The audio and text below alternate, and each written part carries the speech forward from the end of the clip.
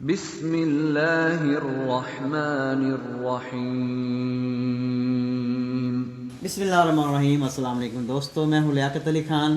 سب سے پہلے تو میں اپنے تمام دوستوں سے ایک چھوٹی سی ایکسکیوز بھی کرتا ہوں، کیونکہ ایک ہفتے کا گیپ آ گیا۔ کچھ ہماری مصروفیات اس قسم کی ہیں، کیونکہ ایک وقت میں ہمیں بہت سارے کام کرنے پڑ رہے ہیں اینڈ آف ٹائم کے لیے، تو اس میں تیاری بھی کرنی ہوتی ہے ساتھ ساتھ، اور ظاہر ہے کہ آپ لوگوں کے لیے نالج اور دنیا داری بھی ساتھ ساتھ چلانی ہوتی ہے۔ اس وجہ سے ایک ہفتے کا جو ہمارا گیپ آیا ہے اس کے لیے ہم آپ سے پیشگی معذرت خواہ ہیں۔ اب چونکہ ہم نے اس پہ دجال پہ آپ سے ایک پرومس کیا تھا کہ ہم اس پہ ایک ایپیسوڈ بنائیں گے، لیکن چونکہ اس وقت فتنوں کا عروج دن بدن بڑھتا جا رہا ہے، اور ہمارے بہت سارے دوستوں کو بھی سمجھ نہیں آ رہی کہ یہ کس قسم کے فتنے ہیں۔ سب سے پہلے تو ہمیں ان فتنوں کو سمجھنا ہے، تبھی جا کے ہم دجال کے فتنوں سے بچ سکتے ہیں۔ جب تک ہمیں ان فتنوں کی سمجھ نہ آئے کہ کیا واقعی جس طریقے سے زائنس، جس طرح کی خفیہ طاقتیں مل کر ہمارے خلاف منصوبہ بندی کر رہی ہیں، یہ تمام دجالی فتنوں کی کڑی ہے جو وہ مزید آگے بڑھاتی جا رہی ہیں۔ تو ان کو سمجھنے کے لیے ہم نے ایک پہلے پلان کیا کہ ہم کیوں نہ ایک پورا ایپیسوڈ جو ہے اس پر بنائیں، تاکہ ہم سمجھ سکیں کہ آج کے دور میں ہم کس جگہ پہ کھڑے ہیں۔ رضوان بھائی سے میں نے اس کے بارے میں بڑی ڈیٹیل سے ڈسکس کیا، اور ان سے میں نے ریکویسٹ کی کہ ہمیں بتائیں کہ اس وقت ہم کس سٹیج پہ کھڑے ہیں۔ سب سے پہلے ہم اس کو سمجھیں، ان فتنوں کو سمجھیں، پھر آگے انشاءاللہ تعالیٰ آپ کو ڈیٹیل سے ڈسکس کریں گے۔ تو رضوان بھائی، سب سے پہلی بات تو یہ ہے کہ آج جو ہے پیدر پہ ہمارے اوپر فتنے آ رہے ہیں، اور انسیڈنٹس اتنی تیزی کے ساتھ ہو رہے ہیں کہ ہر انسان دن بدن خوفزدہ ہوتا جا رہا ہے۔ ہمیں بتائیں کہ کیا ہم کس سٹیج پہ اس وقت کھڑے ہیں۔ ہم نے اتنی ڈیٹیل سے ڈسکس کر لی پہلے، بہت ساری چیزیں عوام کو بتا دیا ہم نے، ناظرین کو، کہ احادیث، صحیح احادیث کی روشنی میں ہم نے بڑی ڈیٹیل سے ہر چیز بتائی ہے۔ اب ہم کس سٹیج پہ کھڑے ہوئے ہیں اس وقت؟ کیا ہم دجالی فتنوں کے اس وقت عروج میں ہیں اور اس کے اندر گھرے ہوئے ہیں، یا آگے مزید کچھ اور بھی ہونے والا ہے؟ بسم اللہ الرحمن الرحیم۔ اچھا، پہلی تو چیز یہ کہ آپ نے ابھی بات کی کہ منصوبہ بنا رہے ہیں، یہ منصوبہ بنا رہی ہے، منصوبہ بہت عرصے سے بنا چکے ہیں۔ صحیح۔ اب فیزز بدل رہے ہیں، فائنل سٹیجز کی طرف جا رہے ہیں۔ اب فیزز بدل رہے ہیں۔ اب پہلے ان کے پلان آپ کو بتایا، جس طرح انہوں نے 9/11 سے کام سٹارٹ کیا، 9/11 سے ہوتے ہوتے پوری مسلم ورلڈ کو اس نے تباہ کر دیا۔ کیوں تباہ کرنے کا اصل مقصد سمجھے کہ مقصد کیوں ہے؟ اچھا، پہلی بات ایک چیز میں یہاں پہ حدیث ایک بیان کرتا ہوں جو آپ بات کر رہے تھے کہ دجال کے پہلے فتنوں کو سمجھنا ضروری۔ سلسلۃ الصحیحہ کی حدیث ہے جس کا مفہوم ہے، جس میں نبی پاک صلی اللہ علیہ وسلم نے فرمایا کہ دجال سے آنے سے پہلے جو فتنے ہیں، جو ان فتنوں کو سمجھے گا اور ان سے بچے گا، وہی دجال کے فتنے کو بھی سمجھے گا اور اس سے بچے گا۔ اس لیے پہلے فتنوں کو سمجھنا اکارڈنگ ٹو حدیث یہ ضروری ہے۔ تو ہم ان فتنوں کے دور میں داخل ہونے کے بعد ہم اس کے نیکسٹ فیز میں داخل ہو چکے ہیں۔ یہ جو اب 10 سال جو سٹارٹ ہوئے ہیں نا، یہ جو ڈیکیڈ سٹارٹ ہوا ہے، یہ حدیث سے جو نظر آ رہا ہے، جو چیز سمجھ میں آ رہی ہے، یہ وہ ڈیکیڈ سٹارٹ ہوا ہے جس کے بارے میں نبیوں نے بھی جو ہے وارن کیا، ہمیں ڈرایا، دجال کے فتنے سے ڈرایا۔ کیونکہ جس طرح جو ہمارے انالیسز ہیں، جس طرح ہم احادیث کو لے کے ہم نے ساری احادیث سب کے سامنے رکھی ہیں، سارے ایپیسوڈ 1 سے لے کے آپ آخری ہمارے ایپیسوڈ تک آپ دیکھ لیں کہ ہم نے بالکل جو تجزیہ رکھا ہے، جو انالیسز رکھے ہیں، وہ احادیث کے مطابق رکھے ہیں۔ اس میں ضروری نہیں، اس میں یہ نہیں کیا کہ ہم اپنی کوئی پسند ناپسند کو ہم نے اس میں کوئی جگہ نہیں دی، ہم نے اس میں آنیسٹی کے ساتھ ہم نے اس کو ایگزیکٹلی ویسے ہی اس کو ترجمانی کی جیسے ہمیں اللہ تعالیٰ نے سمجھ دی، جو احادیث ہم اس اسٹڈی کر رہے تھے۔ تو بہرحال یہ چیز ہمیں مل گئی کہ نبی پاک صلی اللہ علیہ وسلم نے ہمیں یہ بتایا ہے کہ یہ ہمیں وارن کیا ہے کہ ہم نے اس کے آنے سے پہلے جو فتنے ہیں ان کو سمجھنا بھی ہے اور ان سے بچنا بھی ہے۔ تو ہمیں جب تک ہم فتنوں کو سمجھیں گے نہیں، ہم ان سے بچنے کا کچھ بھی نہیں کر سکتے۔ اب یہ معاملہ انہوں نے کیوں کیا، یہودیوں نے مسلم ورلڈ کو تباہ کیوں کیا؟ ایک تو ویسی وہ ہماری ان کے ساتھ بڑا ایک جیلسی والا ایک رشتہ ہے ان کی طرف سے، تو انہوں نے انکار جو کیا، حضرت محمد صلی اللہ علیہ وسلم کو نبی ماننے کا انکار جو کیا، بیسیکلی قرآن خود فرما رہا ہے، قرآن میں اللہ تعالیٰ فرما رہے ہیں کہ یہ نبی پاک صلی اللہ علیہ وسلم کو ایسے ہی پہچانتے ہیں جیسے کوئی بھیڑ میں اپنے بیٹے کو پہچانتا ہے۔ نبی پاک صلی اللہ علیہ وسلم پہ جتنی ان کی نشانیاں تھیں وہ سب پوری ہوئیں، جو ان کی پریڈکشنز تھیں کہ ایک آخری نبی نے آنا ہے اور اس طرح مدینہ کے علاقے میں آنا ہے، اسی لیے وہ لوگ مدینہ میں آ کر بسے آباد ہوئے نبی پاک صلی اللہ علیہ وسلم کے انتظار میں۔ اور جب نبی پاک صلی اللہ علیہ وسلم آ گئے ان کو کیا چیز بری لگی, ان کو یہ لگی کہ حضرت اسماعیل علیہ السلام کی لڑی میں سے کیوں آئے, ہماری دوسری لڑی جو ہے اس میں, کیونکہ یہ حضرت ابراہیم علیہ السلام کی ایک بی بی ہاجرہ تھی اور ایک بی بی سارہ تھی جو ان کی وائف تھی دونوں. تو بیسیکلی یہ بی بی ہاجرہ جو تھی ان کی اس شادی کو یہ لیگلی نہیں سمجھتے, وہ اس میں نعوذ باللہ بڑی غلط باتیں کرتے ہیں, تو اس لیے اس لڑی کو وہ ویسے ہی لیگل نہیں مانتے نعوذ باللہ.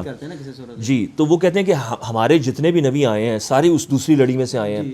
تو ایسے یعنی کہ ایسے نبی آئے ہیں کہ ایک کے بعد دوسرا, ایک کے بعد دوسرا اور ایک کے بعد دوسرا, یعنی کہ وہ تار کبھی ٹوٹا ہی نہیں, وہ جو سلسلہ تھا وہ کبھی ٹوٹا ہی نہیں, بلکہ ایک ایک وقت میں 2-3 نبی موجود رہتے تھے. ان کے ایسے بھی وقت آئے ہیں.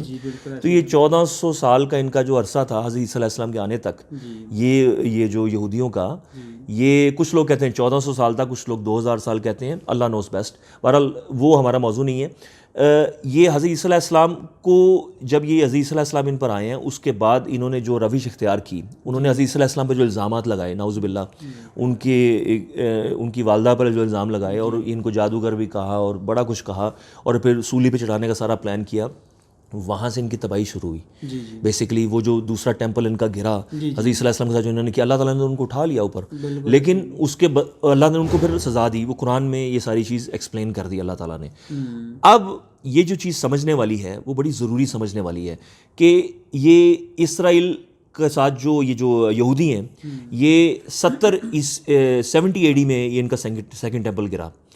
ان پہ جو اللہ کی طرف سے جو سزا آئی ان کو ملی, ان کی روش کی وجہ سے, ان کی سرکشی کی وجہ سے, ان کے فتنوں کی پلاننگ کی وجہ سے, کیونکہ شیطانی سوچ ہے نا ان کی, یہ بغاوت کی روش ہے ان کی, شیطان کی بھی بغاوت کی روش ہے. شیطان کا بھی وہی ایگزیکٹ اس کا رویہ تھا.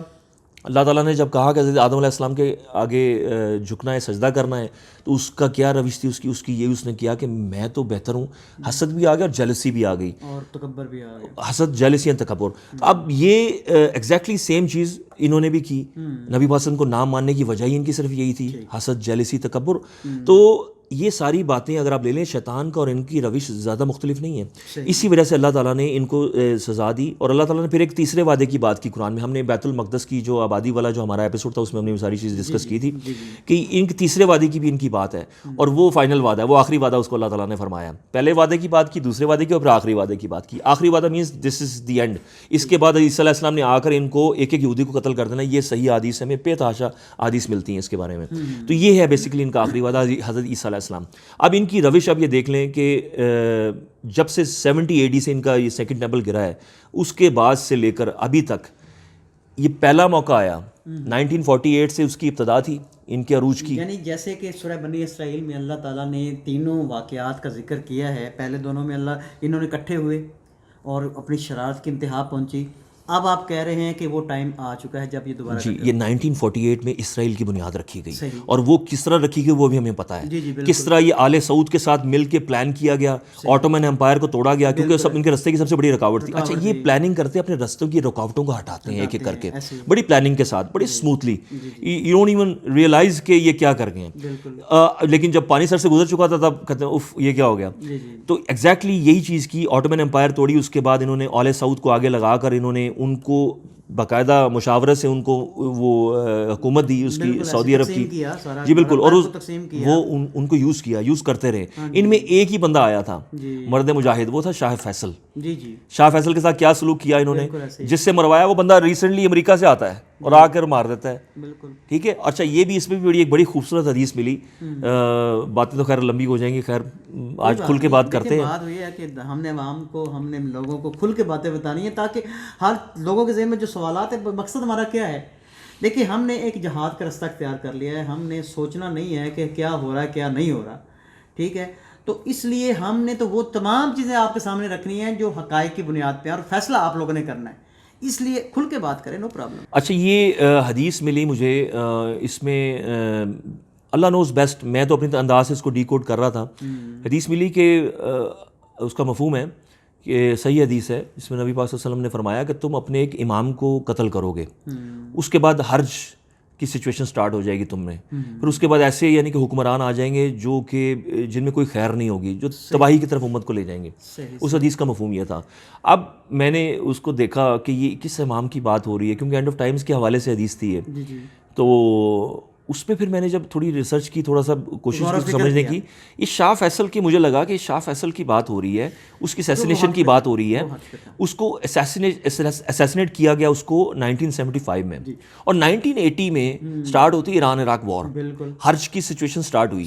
یہ ہماری ریسنٹ ہسٹری میں, جب اسرائیل کو ڈیورنگ اسرائیل کے ٹینیور کی بات کر رہا ہوں, 1948 میں اسرائیل بن گیا, اور ان کو وہ آخری وعدے کی طرف یہ چلنے شروع ہو گئے. اسرائیل کے بننے کے بعد اگر پہلی ایک جنگ باقاعدہ لگی ہے تو وہ ایران اور عراق کی ہوئی ہے, جی, مسلمانوں کے درمیان جو حرج کی کنڈیشن ہوئی, اور اس کو پہلے مروایا گیا. جس نے مارا ہے, جس نے قتل کیا, وہ امریکہ سے ہی آتا ہے ریسنٹلی, اور اس کو مار دیتا ہے شاہ فیصل کو آ کے. یہ قتل کی بات ہوئی, حرج کی بات ہوئی, اس کے بعد حکمرانوں کی بات ہوئی, کہ ہم نے سارا وہ بات کیا. عبداللہ کے اوپر ہم نے ایپیسوڈ بنایا کہ عبداللہ نے کس طرح زائنسٹ کا بالکل شولڈر ٹو شولڈر مل کے اس نے مسلم ورلڈ کو تباہ کروایا. ہم نے وہ ساری لسٹ ہم نے آگے رکھی حوالوں کے ساتھ, کہ افغانستان, عراق, یہ لیبیا, سوڈان, صومالیہ, برما میں جو کچھ ہوتا رہا ہے, اور یہ یمن, اور یہ سارے ممالک جو ہیں, یہ شاہ عبداللہ کے دور میں ہی سارا کچھ ہوا. ایون مصر کا جو تختہ الٹایا گیا, وہ جو ایک مرد مجاہد آیا وہ شاہ فیصل کی طرح, وہ مورسی رحمۃ اللہ علیہ, اللہ تعالیٰ اس کو جنت الفردوس میں جگہ عطا فرمائے. جاتے بھی اس نے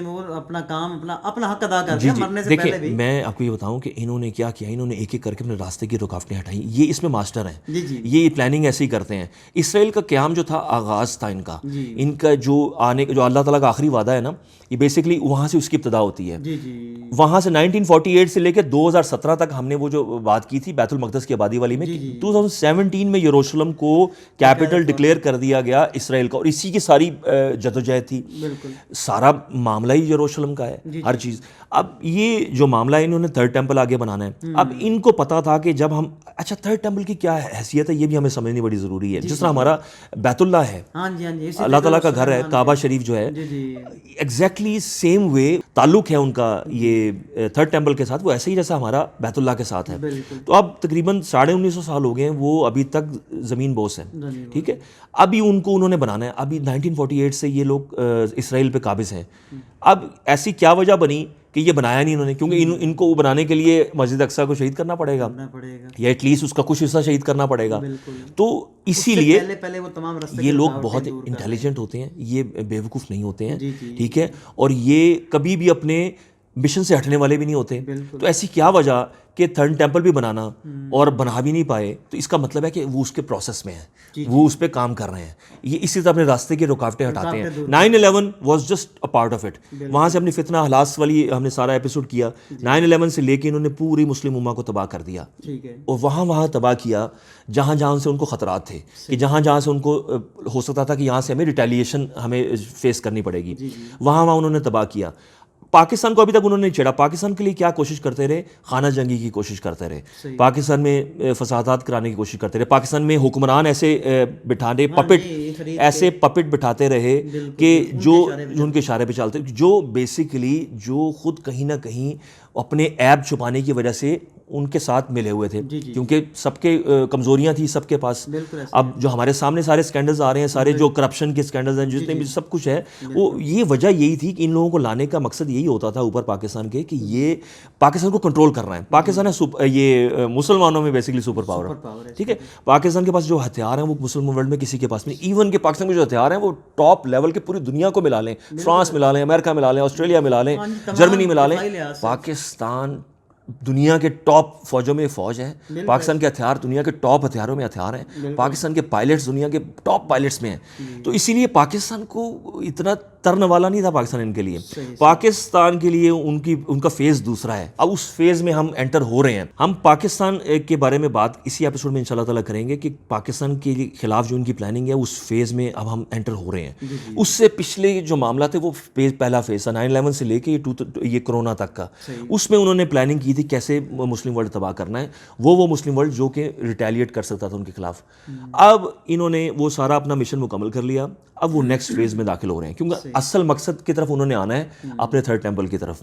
عرب ورلڈ تو سارا ان کی جھولی میں چلا گیا, وہ ان کی بڑی کامیابی تھی یہ کورونا کے بعد. یہ عرب ورلڈ کو تو لے گئے وہ. اب ان کے خلاف صرف 2 ممالک اس وقت کھڑے ہیں, ایک ہے افغانستان اور ایک ہے پاکستان. پورے مسلم ورلڈ آپ نقشہ اٹھا لیں پوری دنیا کا, کوئی ایسا ملک نہیں ہے جو ان کے خلاف کھڑا, آنکھوں میں آنکھیں ڈالے کھڑا ہے, سوائے پاکستان کے اور سوائے افغانستان کے.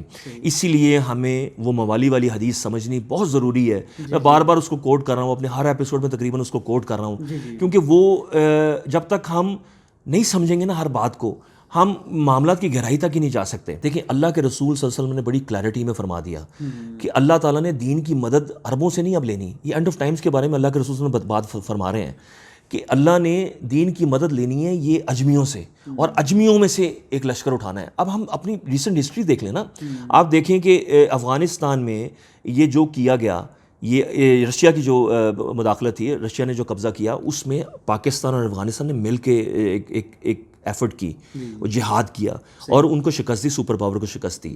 اور ایگزیکٹلی یہی چیز ہوئی 9/11 کے بعد. وہ لوگ افغانستان میں آئے تو پاکستان کی جو فورسز تھیں, جو انٹیلیجنس فورسز تھیں, ISI تھی یا کچھ بھی کہہ لیں آپ, وہ فورسز نے مل کے افغانی مجاہدین کے ساتھ ایک بہت بڑا رول پلے کیا. ایون کہ اس کو ماننے والے وہ خود امریکن جنرلز ہیں جو خود اپنے آفیشلی اپنے بیانات میں یہ کہتے ہیں کہ پاکستان کی وجہ سے ہمیں شکست ہوئی ہے. تو پاکستان کا کردار, اس کی نفی کرنا, یہ ایک سراسر ناانصافی بھی ہے, اور میرے خیال سے یہ ایک کم فہمی ہے. تو اصل چیز یہ ہے کہ یہ اس لشکر کو اللہ تعالیٰ نے عزت دی ہے بہت زیادہ. کیونکہ انہوں نے جہاد کیا ہے, وہن کے دور میں جہاد کیا انہوں نے. یہ واحد حصہ ہے افغانستان اور پاکستان جنہوں نے ریٹیلیٹ کیا. باقی تو سب مسلم ورلڈ تباہ ہو گیا. اب لیبیا, سوڈان, یمن, سیریا, یا تباہ ہو گیا یا کمپرومائز, یہ عراق دیکھ لیں, ہر جگہ تو تباہی پھیری ہے. صرف 2 ملک ہیں جو ان کے آگے کھڑے ہوئے ہیں, آہنی دیوار بن کے کھڑے ہوئے ہیں, یہ زائنسٹ کے خلاف, اسرائیل کے خلاف. تو یہ اتنی بڑی ہماری اچیومنٹ ہے. اس اچیومنٹ کو اگر نہ مانیں گے تو آپ تو پھر ڈینائل میں, آپ پتہ نہیں کس دنیا میں رہ رہے ہیں. آپ پوری دنیا کا میپ اٹھا لیں, یہی 2 قوتیں ہیں جو اس وقت مسلمانوں کی ابھر کے سامنے آئی ہیں اس وہن کے دور میں. تو اور یہی بشارت ہے جس طرح ہم نے وہ حدیث کوٹ کی تھی غزوہ ہند کے ایپیسوڈ میں, کہ جس میں نبی پاک نے فرمایا کہ جو لوگ ہندوستان پر حملہ کریں گے, ہندوستان پہ لشکر کشی کریں گے, ان کو جنت کی بشارت ہے. جنت کی بشارت ہم نے کمپیریزن کیا. اور دجال دوسری وہ فورس ہے جو دجال کے خلاف لڑنے والی ہوگی. حضرت صلی اللہ علیہ وسلم کے ساتھ کھڑے ہونے والے وہی لوگ ہیں جو دجال کے ساتھ لڑنے والے ہیں. تو دجال کو سمجھنا ضروری اس لیے تھا. اس ایپیسوڈ میں ہم نے کوشش کی تھوڑی سی اس بارے میں بات کرنے کی. دجال نے آ کر پوری دنیا پہ قبضہ کرنا ہے, اور اس کے خلاف جو جائے گا وہ قحط بھی اس کو فیل کرنا پڑے گا, ڈراؤٹ کی سچویشن ہوگی, پرابلمز ہوں گی, اس کو فتنوں کا عروج ہوگا, اور اس کو آئسولیٹ ہو کے زندگی گزارنی پڑے گی, پناہوں میں چھپ کے گزارنی پڑے گی, بچانا پڑے گا, اپنا ایمان بچانا پڑے گا. سامنے تو آ نہیں سکتا, جو آئے گا وہ تو ظاہر ہے. اور وہ اتنا سخت وہ ٹرائل ہوگا ہیومینٹی کا, جس میں نبی پاک نے فرمایا کہ جب تک حضرت آدم علیہ السلام سے لے کے قیامت تک اتنا بڑا فتنہ, اتنا بڑا ٹرائل ہیومینٹی پر نہیں آیا جو دجال کے دور میں ہوگا. تو دجال کے خلاف کھڑے ہونے والوں کو جنت کی ٹکٹ ہے, اور ہندوستان پہ لشکر کشی کرنے والوں کو ہے. تو اسی لیے یہ اسی دور کی بات ہو رہی ہے. یہ پہلے محمد بن قاسم والے دور کی بات نہیں ہے. اس وقت تو مسلمان سپر پاور تھے, وہ ان کے لیے ایفرٹ تھی, جہاد تھا, سب کچھ تھا, لیکن وہ اتنی بڑی بات نہیں تھی کہ دجال کے ساتھ ملا دیں کہ دجال کو جس طرح جنت کی ٹکٹ ہے دجال کے خلاف کھڑے ہونے والوں کو, اور ہندوستان کے خلاف جو جنت کی ٹکٹ اللہ نے دی ہے وہ کیوں دی ہے؟ وہ دی ہے وہن کے دور میں آپ جہاد کا نعرہ بلند کر رہے ہو, وہن کے دور میں آپ ریٹیلیٹ کر رہے ہو, آپ کفار کی نظروں میں نظریں ڈال رہے ہو. یہ ہے اتنی بڑی بات جس کی وجہ سے اللہ تعالیٰ نے اتنا بڑا انعام رکھا. بہرحال these are all my analysis, کسی کو اختلاف ہو سکتا ہے. اچھا, یہ اتنی بڑی بشارت ہے, اس کو آپ اگنور نہیں کر سکتے. اس بات کو, اس کو عام بات کی طرح نہیں آپ لے سکتے, اس کو سمجھنا پڑے گا. تو یہ ہم اسی دور میں اب داخل ہو چکے ہیں, اور یہ نیکسٹ فیز ہے, اور نیکسٹ فیز کا جو کردار ہے وہ جو بائیڈن ہے. صحیح, ہاں جی, وہ تو بالکل کلیئر ہے نا. وہ تو اب ظاہر ان کا مہرہ اصل جب سے بھی ان کے یہ جتنے بھی ہم کہتے ہیں نا ڈیموکریٹس کے آئے ہیں, انہوں نے جنگیں شروع کروائی ہیں. اور ظاہر ہے کہ یہ ریپلیس کرنے کا مقصد یہ ہے کہ اب جنگیں شروع کروانی ہے, تو دوبارہ اسی ایکسپرٹ کو بھیجا گیا ہے جس نے پہلے یمن تو تباہ کروایا اور شام کو تباہ کروایا. جی, ہم اس بارے میں جو بائیڈن کے بارے میں باتیں کرتے ہیں, انشاءاللہ اس پارٹ کو یہاں فنش کرتے ہیں. ٹھیک ہے ناظرین, انشاءاللہ نیکسٹ اسی حصے پہ ہم دوبارہ ڈسکس کرتے ہیں اگلے پارٹ میں, چونکہ یہ بہت اہم اور بہت فروٹفل آپ کے لیے یہ ڈسکشن ہوگی آج کی. بہت فائدہ مند چیزیں آپ کو ڈسکس کرنے والی ہیں آگے. نیکسٹ پارٹ میں انشاءاللہ تعالیٰ مزید اس پہ بہت ساری چیزوں کے آپ کے سامنے ڈسکس کرتے ہیں. فی الحال ہم آپ سے